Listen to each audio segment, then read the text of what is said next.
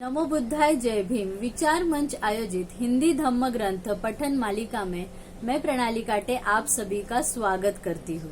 भगवान बुद्ध और उनका धम्म। अनाथ पिंडक की धम्म दीक्षा।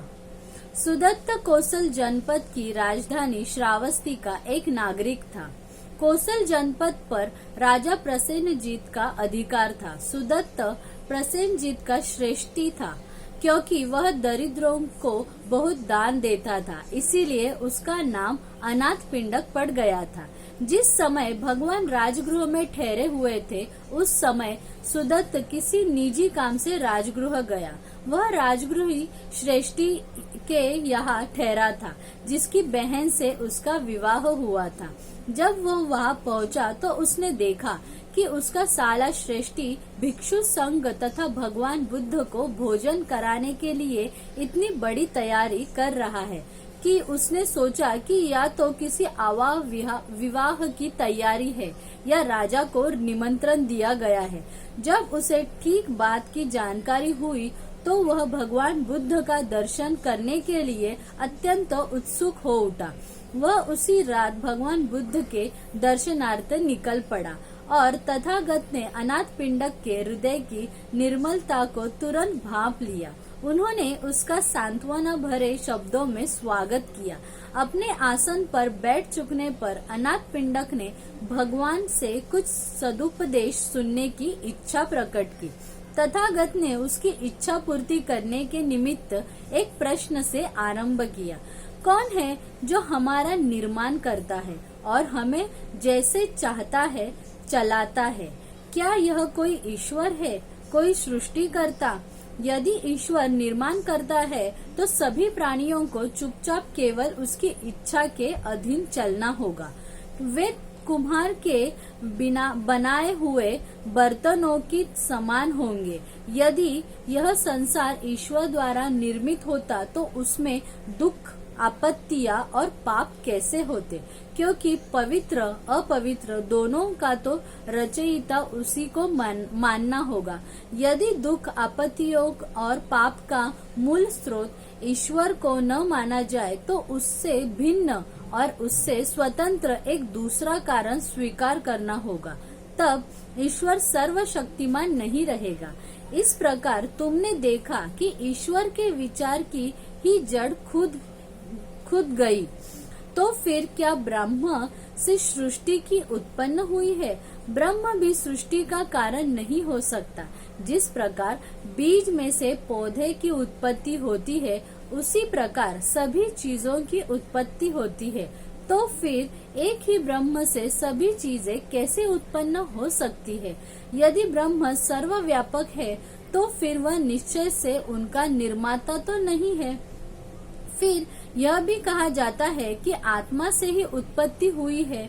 यदि आत्मा ही निर्माता है तो उसने सभी वस्तुओं को वांछनीय रूप ही क्यों नहीं दिया?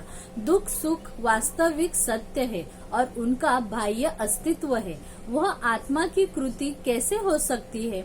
यदि तुम यही मत बना लो कि न कहीं कोई सृष्टि करता है और न कहीं कोई हेतु प्रत्यय है, तो फिर जीवन में जो साधना की जाती है, जो साधनों तथा साध्य का मेल बिठाने का प्रयत्न किया जाता है, उस सब का कोई प्रयोजन नहीं होगा। इसलिए हमारा कहना है कि जो भी चीजें अस्तित्व में आती है वे सब सहेतुक होती है। न वे ईश्वर द्वारा निर्मित होती है, न ब्रह्म द्वारा, न आत्मा द्वारा और न बिना हेतु के यूं ही अस्तित्व में आती है। हमारे अपने कर्म ही है जो अच्छे बुरे परिणामों को जन्म देते हैं। सारा संसार प्रतीत्य समुत्पाद के नियम से बंधा है और जितने भी हेतु है वे अचैतसिक नहीं है। जिस सोने से सोने का प्याला निर्मित होता है वह आदि से अंत तक सोना ही सोना होता है। इसीलिए हम ईश्वर और उससे प्रार्थना करने संबंधी मिथ्या धारणाओं का त्याग करें। हम व्यर्थ की सूक्ष्म काल्पनिक उड़ानों में न उलझे रहे।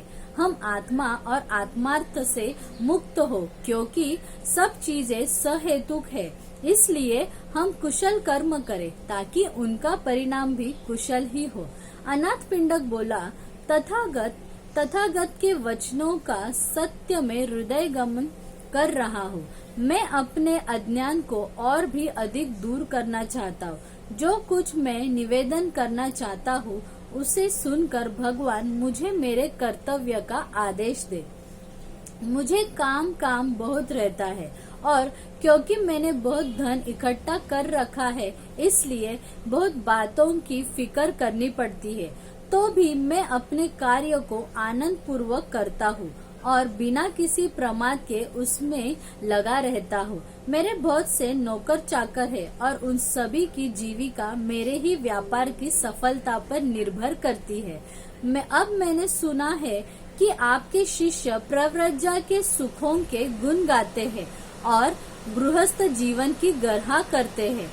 वे कहते हैं कि तथागत ने अपना राज्य और परंपरागत ऐश्वर्य का त्याग कर दिया और सद्धम्म का पद प्राप्त किया है। इस प्रकार उन्होंने सारे संसार को निर्वाण का रास्ता दिखाया है। मैं जो उचित हो वही करना चाहता हूँ और मेरी उत्कट अभिलाषा है कि अपने मानव बंधुओं की कुछ सेवा कर सकूं। मैं जानना चाहता हूँ कि क्या मेरे लिए यह उचित है कि मैं अपनी संपत्ति, अपने घर और अपने कारोबार का त्याग कर दूं और आपकी तरह ही धम्म जीवन का सुख प्राप्त करने के लिए घर से बेघर हो जाऊं? तथागत का उत्तर था, धम्म जीवन का सुख हर उस व्यक्ति के लिए प्राप्य है जो आर्य अष्टांगिक मार्ग का पथिक है। जो धन से चिपका हुआ है उसके लिए यही अच्छा है कि धन की आसक्ति से अपने हृदय को विषाक्त बनाने के बजाय धन का त्याग कर दे। लेकिन जिसकी धन में आसक्ति नहीं है और जिसके पास धन है तथा वह उसका उचित उपयोग करता है, ऐसा आदमी अपने मानव बंधुओं के लिए एक वरदान है। मैं तुम्हें कहता हूँ कि गृहस्थ ही बने रहो, अपने कारोबार में अप्रमाद पूर्वक लगे रहो। आदमी का जीवन, ऐश्वर्य और अधिकार ऊंचे उसे अपना दास नहीं बनाते, किंतु जीवन, ऐश्वर्य और अधिकार के प्रति जो आदमी की आसक्ति है वह उसे अपना दास बना लेती है। जो भिक्षु इसलिए संसार का त्याग करता है कि भिक्षु बनकर आराम तलबी का जीवन व्यतीत करे, उसे इससे कुछ लाभ नहीं होगा, क्योंकि आलस्य का जीवन घृणित जीवन है और शक्ति का अभाव स्पृहनीय है। जब तक अंत प्रेरणा न हो तब तक तथागत का धम्म किसी को भी प्रव्रजित होने व संसार का त्याग करने के लिए नहीं कहता। तथागत का धम्म हर आदमी से यही मांग करता है कि वह आत्मदृष्टि से मुक्त हो, उसका हृदय शुद्ध हो, उसके काम भोगादि सुखों की प्यास न हो और वह श्रेष्ठ जीवन व्यतीत करे।